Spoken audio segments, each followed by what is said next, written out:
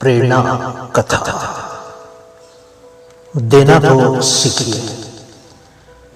एक दिन एक बादशाह ने अपने राज्य में घोषणा करवाई कि अगले दिन से उसके राज्य में हर जरूरतमंद व्यक्ति की हर जरूरत पूरी की जाएगी। अगले दिन उसके राजमहल के बाहर लोगों की भीड़ जमा होने लगी। लोगों की एक बहुत लंबी कतार लग रही थी। उस पंक्ति में सबसे पीछे एक फकीर खड़ा था।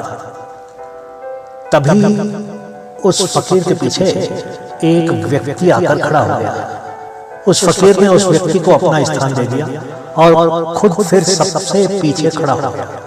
वो दिन भर ऐसा ही करता रहा। फकीर औरों को अपने से आगे जाने देता रहा और खुद सबसे पीछे ही खड़ा रहा। उधर बादशाह का खजाना धीरे धीरे खाली हो रहा था, पर फकीर को तो मानो उसकी परवाह ही नहीं थी। लोग बादशाह की नहीं, उस फकीर की प्रशंसा कर रहे थे।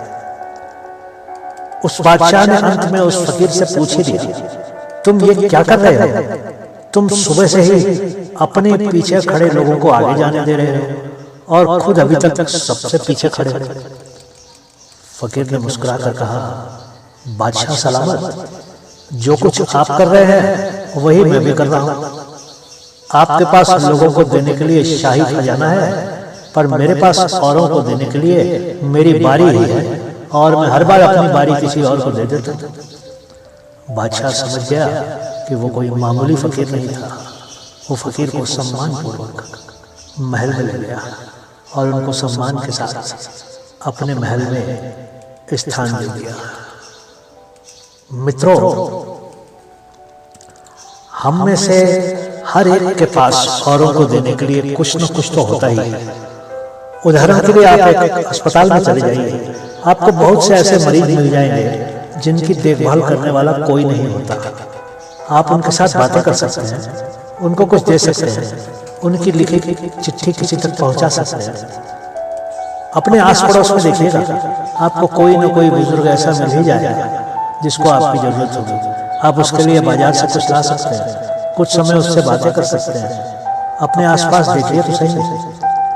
जीवन के एक पड़ाव तक आप वस्तुएं प्राप्त करके खुश होते हैं, पर एक पड़ाव ऐसा भी आता है जब आप किसी को कुछ देकर खुश होते हैं।